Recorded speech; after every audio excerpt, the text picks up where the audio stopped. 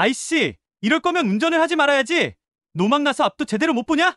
그 목소리를 듣는 순간 은정의 걸음이 멈췄어요. 분명히 익숙한 목소리였습니다. 죄송해요. 정말 죄송합니다. 제가 잘 못 봤어요. 못 봤다고? 장난하는 거야?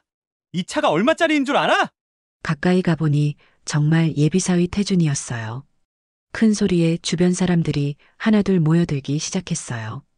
태준은 겁에 질린 여성에게 분노를 참지 못하고 계속해서 막말을 퍼부었어요. 야, 내리라고! 은정은 그 모습을 보며 충격을 받았습니다. 예비사위가 이런 사람이었다니요. 며칠 전 자신의 집에서 보여줬던 정중하고 예의 바른 모습과는 완전히 다른 사람이었습니다. 안녕하세요. 인생의 향기입니다. 이야기를 시작하기 전에 구독과 좋아요, 알림 설정 부탁드립니다. 그럼 이어서 사연 들려드리겠습니다. 이른 새벽 알람이 울리기도 전에 한은정의 눈이 떠졌습니다. 이불을 걷어차고 일어나 창문을 열자 차가운 새벽 공기가 얼굴을 스쳤어요. 송파구의 작은 골목, 이곳에서 15년째 국수집을 운영하고 있는 은정에게는 익숙한 풍경입니다. 오늘도 바쁜 하루가 시작되겠구나. 혼잣말을 중얼거리며 앞치마를 두르고 주방으로 향했습니다. 국물 우려내는 냄새가 집 안가득 퍼지기 시작할 무렵 침실에서 나온 세연이 부스스한 머리로 나타났어요. 엄마, 벌써 일어나셨어? 너야말로 왜 이렇게 일찍 일어났니? 오늘 토요일인데. 세연은 평소와 달리 뭔가 망설이는 듯한 표정을 지으며 식탁에 앉았습니다. 은정은 딸의 이상한 기색을 눈치챘지만 먼저 묻지는 않았어요. 세연이가 할 말이 있으면 언젠가는 하겠죠. 엄마가 끓인 미역국이 세상에서 제일 맛있어. 호들갑 떨지 마라. 그냥 맛있게 먹어. 하지만 은정의 입가에는 미소가 번졌습니다. 남편을 병으로 떠나보낸 후 홀로 키워온 딸이 이렇게 건강하게 자라준 것만으로도 감사했어요. 세연은 32살이 된 지금도 어린아이처럼 엄마 품에서 응석을 부리곤 했습니다. 식사를 마친 후 세연이 드디어 입을 열었어요. 엄마, 근데 나 진지하게 만나는 사람이 있어. 은정의 손이 잠시 멈췄습니다. 언젠가는 올 얘기라고 생각했지만 막상 듣고 보니 마음이 복잡해졌어요. 그래, 어떤 사람인데? 곧 결혼도 생각 중이에요. 이번 주말에 엄마한테 소개해드리고 싶어서. 세연의 목소리에는 설렘과 떨림이 동시에 묻어 있었습니다. 연애 경험이 많지 않은 딸이 이렇게 진지하게 말하는 걸 보니 정말 마음을 준 모양이에요. 결혼까지 생각한다니. 우리 세연이가 벌써 그런 나이가 됐구나. 은정은 기쁨과 설렘을 느끼면서도 동시에 알 수 없는 묘한 걱정과 불안감이 가슴 한편에 스미는 것을 감추지 못했습니다. 딸을 누군가에게 보내야 한다는 현실적인 두려움일까요? 아니면 그냥 모든 어머니가 느끼는 자연스러운 감정일까요? 어떤 사람인지 궁금하네. 직업은 어떤 일에? 대기업에 다녀요. 마케팅 팀장이래요. 나이는 38이고 나한테 정말 다정한 사람이에요. 세연의 눈빛이 반짝였습니다. 사랑에 빠진 여자의 표정이었어요. 은정은 딸의 행복한 모습을 보며 마음 한편으로는 기뻤지만 동시에 설명할 수 없는 불안감이 계속해서 맴돌았습니다. 그럼 이번 주말에 집으로 데리고 와. 엄마가 맛있는 음식 해줄게. 정말요? 고마워요, 엄마. 세연이 은정을 꼭 안으며 기뻐했습니다. 하지만 은정의 마음속 어딘가에서는 여전히 작은 경고음이 울리고 있었어요. 주말이 되자 은정은 새벽부터 분주하게 움직였습니다. 딸의 남자친구를 처음 만나는 자리인 만큼 정성스럽게 음식을 준비했어요. 갈비찜에 잡채, 그리고 세연이 어릴 때부터 좋아했던 동태찌개까지. 식탁 위에는 정성이 가득 담긴 음식들이 차려졌습니다. 엄마, 너무 많이 준비하신 거 아니에요? 부담스러워하면 어떡해. 첫 만남인데 이 정도는 해야지. 너희 둘이 진지하게 만나고 있다니까 엄마도 마음을 다해서 준비해봤어. 오후 2시쯤 현관문이 열리는 소리가 들렸습니다. 세연의 목소리와 함께 낯선 남자 목소리가 섞여 들려왔어요. 은정은 앞치마를 벗고 거울 앞에서 머리를 다시 한번 정리했습니다. 어머님, 처음 뵙겠습니다. 거실로 나선 은정 앞에 서 있는 남자는 단정한 네이비색 정장을 입고 있었어요. 키도 크고 외모도 준수했습니다. 강태준, 세연이 그토록 자랑스럽게 얘기하던 남자친구였죠. 강태준입니다. 초대해 주셔서 정말 감사드려요. 인사말도 격식을 갖춰 정중했어요. 하지만 은정의 예리한 눈에는 뭔가 미묘한 것들이 포착되기 시작했습니다. 말투는 정중했지만 어딘지 모르게 거만한 기색이 스며 있었어요. 특히 집안을 둘러보는 시선에서 은근한 우월감 같은 게 느껴졌습니다. 어서 앉으세요. 세연이한테 많이 들었어요. 저는 세연이와 좋은 감정으로 만나고 있고 앞으로도 이쁘게 만나고 싶습니다. 우리 딸 이쁘고 사랑해줘서 정말 고마워요. 별 말씀을요. 그나저나 맛있는 냄새가 나네요. 태주는 미소를 지으며 앉았지만 그 미소가 왠지 진심이 아닌 것처럼 보였어요. 세연은 연신 태준의 눈치를 살피며 들떠 있었습니다. 직장은 어디로 다니세요? 대기업 마케팅 팀장으로 일하고 있습니다. 그쪽 업계에서는 꽤 알려진 편이죠. 자랑스럽게 말하는 태준의 표정에서 은정은 또 다른 위화감을 느꼈어요. 자신감과 자만심 사이의 미묘한 경계선을 넘나드는 느낌이었습니다. 식사가 시작되자 태준의 진짜 모습들이 조금씩 드러나기 시작했어요. 세연에게는 다정한 목소리로 말했지만 은정에게는 은근히 무시하는 듯한 말투를 보였습니다. 요즘 국수집 운영이 쉽지 않으시죠? 저희는 걱정 안 하셔도 됩니다. 제가 잘 벌고 있으니까요. 그 말에 은정의 얼굴이 굳었어요. 겉으로는 걱정해주는 척하면서도 실제로는 자신의 경제력을 자랑하고 은정의 처지를 깔보는 듯한 뉘앙스가 역력했습니다. 그래도 이 일이 익숙하고 좋아서 계속하고 있어요. 단솔 손님들이 맛있게 드시는 모습 보면 보람을 느끼거든요. 아, 그러시군요. 그것도 나름의 의미가 있다고 생각합니다. 태준의 대답에는 진정성이 전혀 느껴지지 않았어요. 오히려 그까짓 것이라는 식의 무시하는 기색이 역력했습니다. 세연은 그런 미묘한 공기를 눈치채지 못하고 있었어요. 식사 내내 은정은 속이 불편했습니다. 하지만 딸이 행복해하는 모습을 보며 티내거나 내색하지 않고 꾹 참았어요. 혹시 자신이 예민하게 받아들이는 건 아닐까 하는 생각도 들었습니다. 어머님 요리 정말 맛있네요.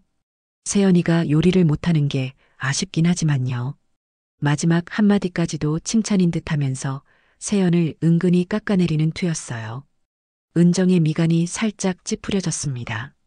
식사가 끝난 후 거실에서 차를 마시며 대화가 이어졌습니다. 태주는 자신의 회사와 업무에 대해 자세히 설명했는데 매번 자신이 얼마나 중요한 일을 하고 있는지를 강조했어요. 세연은 연신 감탄하며 들었지만 은정의 눈에는 그저 허세로만 보였습니다. 저희 회사 같은 경우에는 말이죠. 매출이 수천억 단위거든요. 제가 담당하는 프로젝트만 해도 수백억짜리예요. 와, 정말 대단하다. 오빠가 그런 큰 일을 하고 있었구나. 세연의 순수한 감탄에 태주는 더욱 우쭐해졌어요. 하지만 은정을 바라보는 시선에서는 여전히 그 미묘한 우월감이 느껴졌습니다. 어머님은 요즘 장사가 어떠세요? 경기가 안 좋아서 자영업자들이 많이 힘들다던데. 겉으로는 관심을 보이는 척했지만 그 말투에는 동정과 시혜적인 태도가 묻어 있었어요. 마치 자신은 안전한 곳에 있으면서 어려운 처지에 있는 사람을 내려다보는 듯한 느낌이었습니다. 그럭저럭해요. 단골 손님들이 많아서 다행히 큰 어려움은 없어요. 그래도 불안하시겠어요. 아까도 말씀드렸지만 저희는 다행히 그런 걱정은 안 해도 되니까 좋죠. 대기업이다 보니 안정적이거든요. 또다시 자신의 안정된 직장을 자랑하면서 은정의 처지와 대조시키는 말이었어요. 은정은 점점 이 남자에 대한 불편함이 커져갔습니다. 세연이는 정말 착한 것 같아요. 어머님이 잘 키우셨네요. 앞으로는 제가 잘 돌봐드릴게요. 돌봐드릴게요라는 표현도 마음에 걸렸어요. 마치 세연이 돌봄이 필요한 존재인 양 말하는 것 같았습니다. 세연은 충분히 독립적이고 능력 있는 여성인데 말이죠. 차를 마시는 동안에도 태준의 이상한 행동들이 계속 포착되었습니다. 세연이 화장실에 간 사이 태준은 집안을 다시 한번 훑어보며 품정하는 듯한 시선을 보냈어요. 낡은 소파와 오래된 텔레비전, 작은 평수의 아파트를 보며 살짝 코웃음을 치는 것 같기도 했습니다. 어머님, 이 동네에 오래 사셨어요? 15년 정도 됐나 봐요. 세연이가 고등학교 때 이사 왔거든요. 아, 그렇군요. 요즘엔 이런 구축 아파트들이 많이 재건축되던데 혹시 그런 계획은 없나요? 재건축 얘기를 꺼내는 것도 결국은 집값에 대한 관심이었어요. 마치 이 집의 자산 가치를 평가하고 있는 것 같은 느낌이 들어 불쾌했습니다. 세연이 돌아오자 태준은 다시 다정한 모습으로 돌아갔어요. 하지만 은정은 이미 그의 이중적인 면을 충분히 봤습니다. 딸 앞에서는 다정한 남자친구였지만 은정에게는 은근히 무시하고 깔보는 태도를 보이는 사람이었어요. 그럼 저희는 이만 가볼게요. 어머님, 오늘 정말 맛있게 잘 먹었습니다. 태준이 정중하게 인사를 했지만 은정의 마음속에는 이미 깊은 불신이 자리 잡고 있었어요. 세연은 태준을 배웅하며 나갔고 은정은 혼자 남겨진 거실에서 복잡한 마음을 달래고 있었습니다. 내가 너무 까다롭게 본 건가? 아니면 정말로 저 남자에게 문제가 있는 건가? 하지만 수십 년간 국수집을 운영하며 온갖 사람들을 봐온 은정의 직감은 좀처럼 틀린 적이 없었어요. 저 남자에게는 분명히 뭔가 숨겨진 면이 있을 거라는 확신이 들었습니다. 태준을 만난 지 사흘이 지난 화요일, 은정은 국수집 재료를 사러 시장에 나섰습니다. 평소보다 일찍 문을 닫고 나온 길이었어요. 전통시장 입구 쪽 도로는 언제나처럼 복잡했습니다. 좁은 길에 차들이 빼곡히 들어차 있었고 사람들도 바삐 오가고 있었어요. 파 한 단과 무 2개를 사서 비닐봉지를 들고 걸어가던 중 앞쪽에서 큰 소리가 들려왔습니다. 누군가 화를 내는 목소리였어요. 은정은 발걸음을 늦추며 그쪽을 바라봤습니다. 아이씨, 이럴 거면 운전을 하지 말아야지. 노망나서 앞도 제대로 못 보나? 그 목소리를 듣는 순간 은정의 걸음이 멈췄어요. 분명히 들어본 목소리였습니다. 사람들 사이로 고개를 내밀어 보니 정말로 태준이 서 있었어요. 그는 자신과 비슷한 나이로 보이는 중년 여성을 향해 큰 소리로 화를 내고 있었습니다. 접촉사고가 난 모양이었어요. 태준의 검은색 승용차 뒤쪽 범퍼에 작은 흠집이 나 있었고 앞에는 낡은 소형차가 서 있었습니다. 그 차에서 내린 중년 여성은 당황한 표정으로 연신 고개를 숙이고 있었어요. 죄송해요. 정말 죄송합니다. 못 봤어요. 못 봤다고? 장난하는 거야? 이 차가 얼마짜리인 줄 알아? 태준의 목소리는 점점 커졌습니다. 주변 사람들이 하나둘 모여들기 시작했어요. 아줌마는 계속 사과했지만 태준은 전혀 누그러들지 않았습니다. 보험 처리한다고 해서 끝나는 게 아닐 텐데. 내 시간은 누가 보상해 줄 건데? 진짜 답답해 죽겠네. 은정은 그 모습을 보며 충격을 받았어요. 며칠 전 자신의 집에서 보여준 정중하고 예의 바른 모습과는 완전히 다른 사람이었습니다. 아니, 이게 진짜 모습이었을 거예요. 아저씨, 너무 심하시는 거 아니에요? 실수할 수도 있는 거잖아요. 옆에서 지켜보던 다른 아줌마가 한마디 했습니다. 그러자 태준은 그쪽으로 고개를 돌리며 더욱 거칠게 말했어요. 당신이 뭔데 끼어들어? 당신 차야, 내 차야? 모르면 가만히 있어. 어머, 저런 사람이 다 있네. 주변 사람들이 웅성거리기 시작했습니다. 태준의 과격한 반응에 모두들 눈살을 찌푸리고 있었어요. 사고를 낸 아줌마는 더욱 위축된 모습으로 계속 사과만 반복했습니다. 진짜 미안해요. 보험 처리 다 해드릴게요. 제발 너무 화내지 마세요. 화내지 말라고? 이런 상황에서 화를 안 낼 사람이 어디 있어? 정신 좀 차리고 운전해. 아오, 재수가 들을 게 없네. 은정은 더 이상 지켜볼 수 없어 그쪽으로 다가갔습니다. 그 순간 태준이 은정을 발견했어요. 태준의 얼굴이 순식간에 변했습니다. 마치 가면을 쓰듯 금세 웃음을 지으며 목소리 톤도 완전히 달라졌어요. 어머니, 이런 데서 뵈네요. 안녕하세요. 태연하게 인사하는 태준을 보며 은정은 소름이 돋았습니다. 불과 몇 초 전까지 아줌마에게 소리를 지르던 사람이 맞나 싶을 정도로 완전히 다른 사람이 되어 있었어요. 이게 무슨 일이야? 다친 사람은 없고? 아, 별일 아니에요. 작은 접촉사고가 났는데 이미 다 정리됐어요. 태주는 아무렇지도 않다는 듯 말했지만 아직도 떨고 있는 아줌마의 모습이 은정의 눈에 들어왔습니다. 주변 사람들도 여전히 태준을 곱지 않은 시선으로 바라보고 있었어요. 그럼 저는 먼저 가볼게요. 세연이한테 안부 전해주세요. 태준은 마치 아무 일도 없었다는 듯 중년 여성에게 명함을 던지듯 주고 차에 올라탔습니다. 하지만 은정은 방금 본 그의 두 얼굴 때문에 온몸이 섬뜩해졌어요.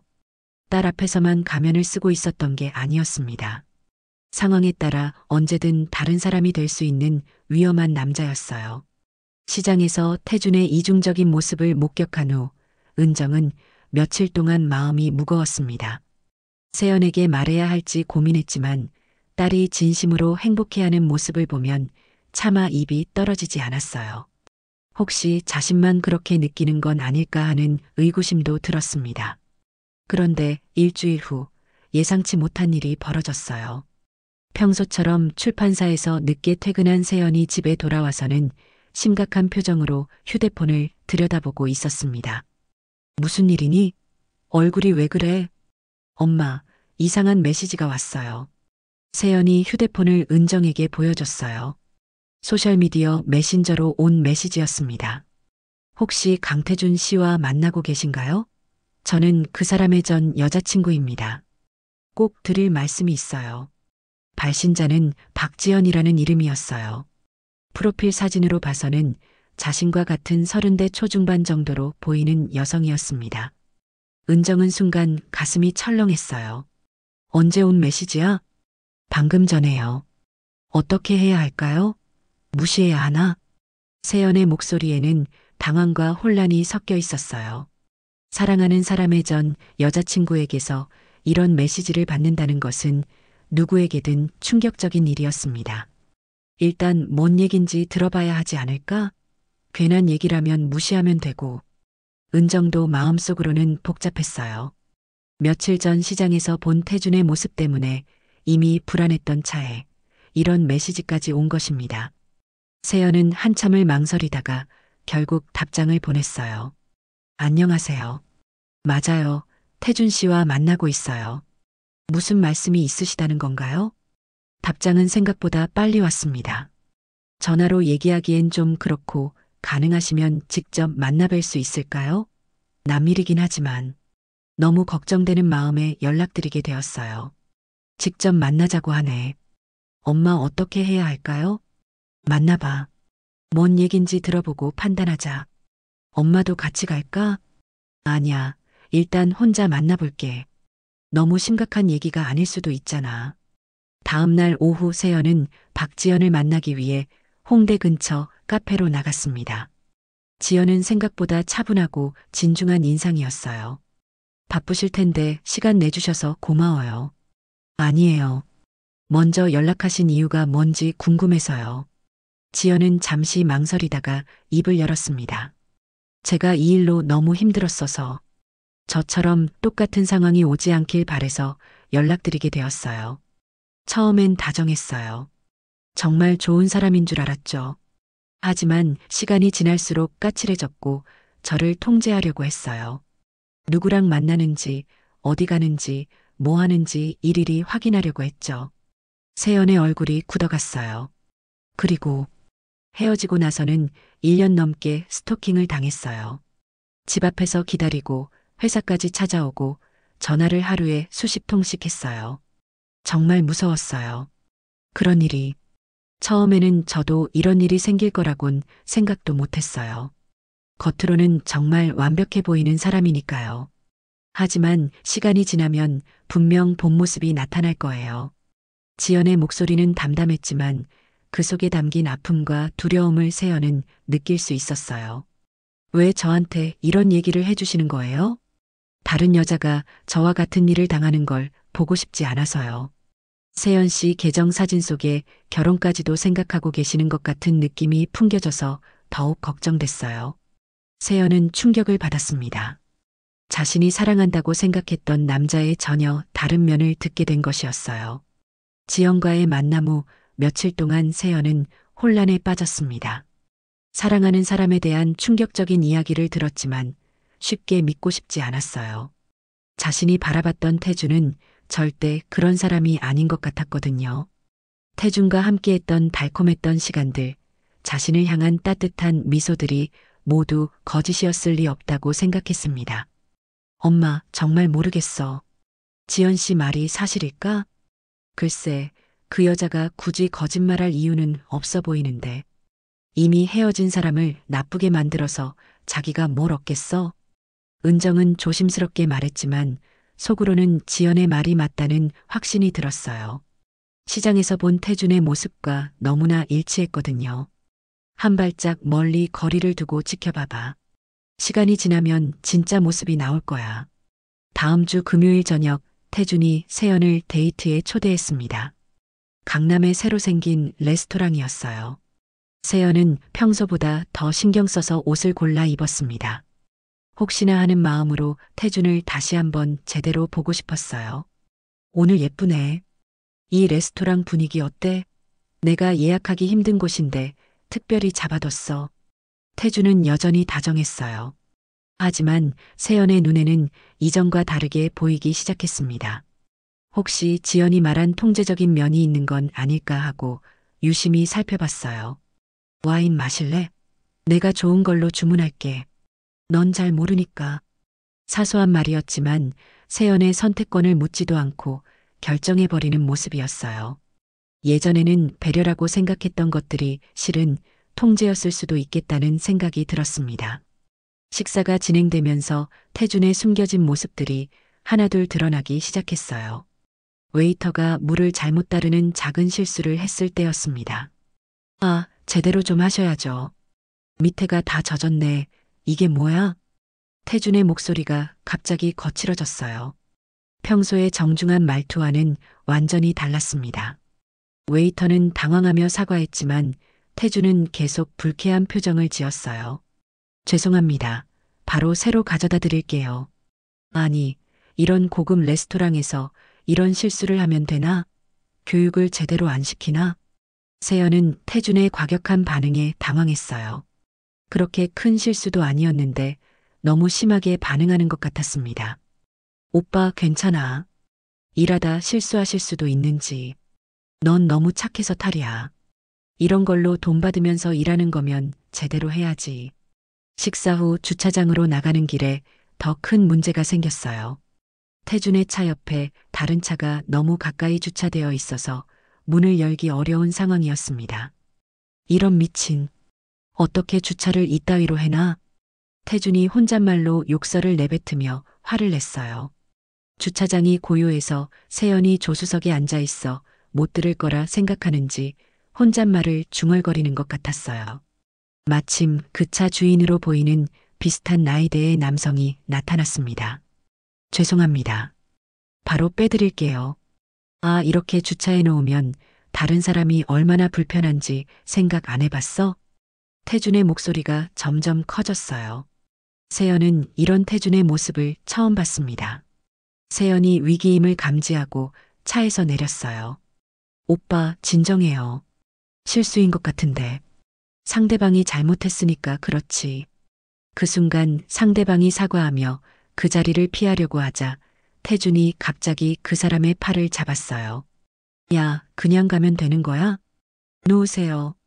상황이 험악해지려는 순간 세연이 재빨리 태준을 말렸어요. 오빠, 그만해요. 태준은 세연의 만류로 겨우 손을 놨지만 여전히 화가 난 표정이었어요.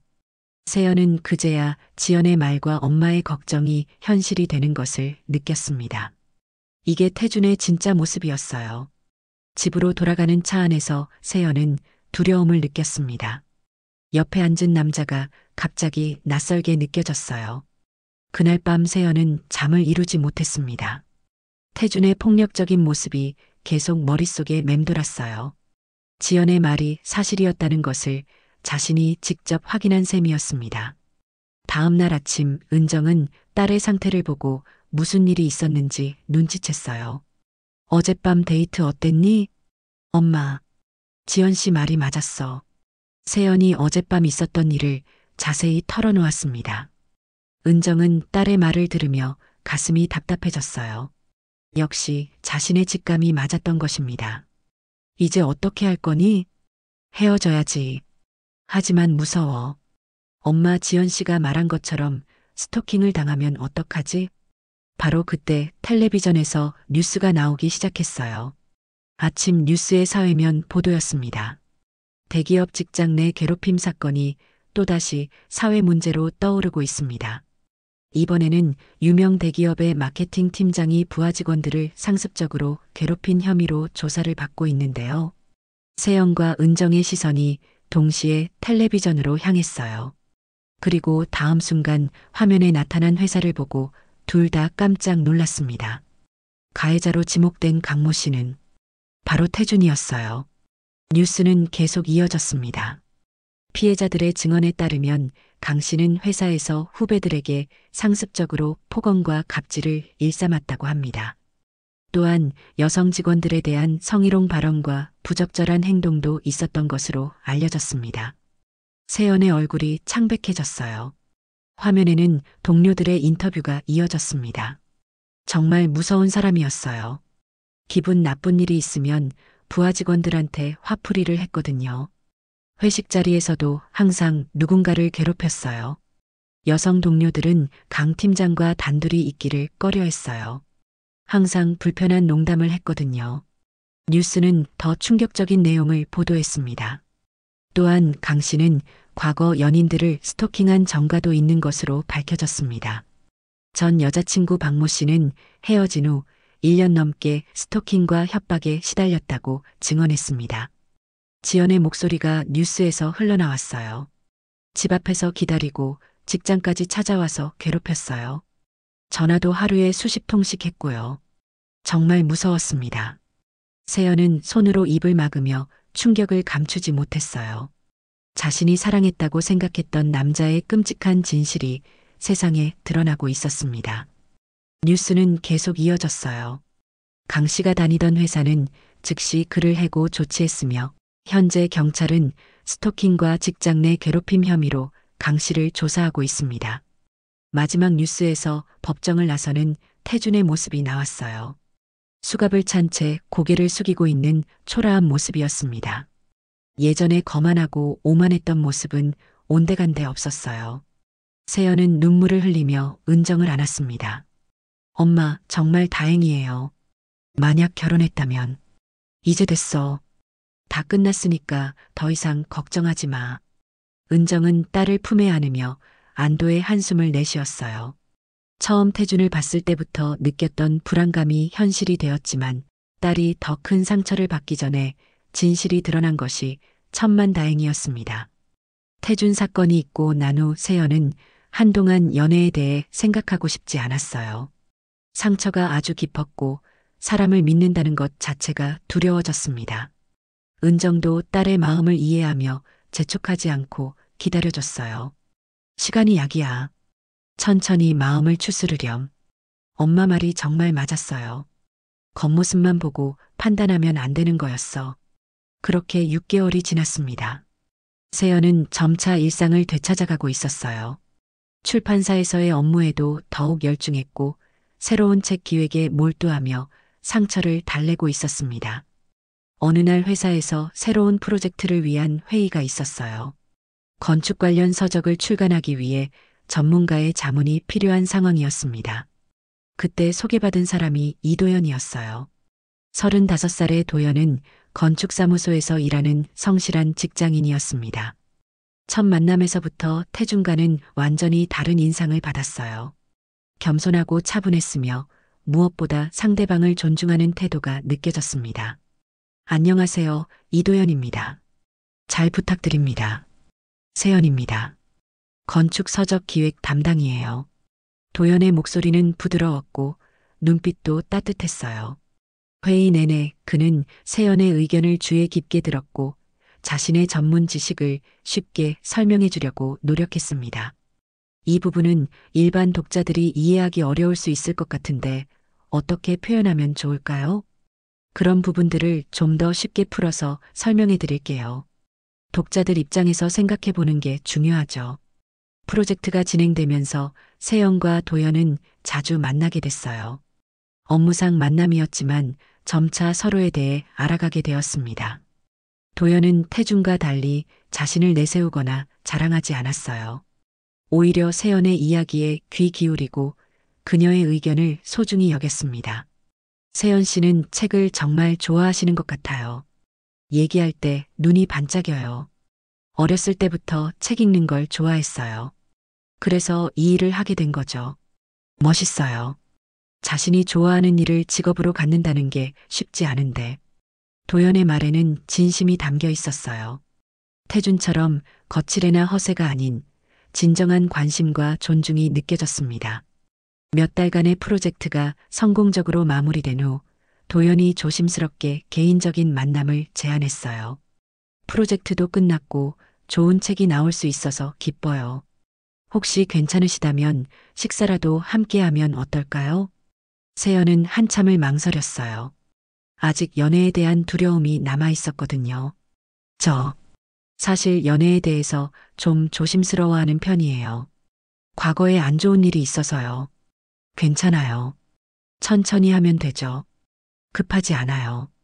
도연의 이해심 깊은 반응에 세연은 마음이 움직였어요.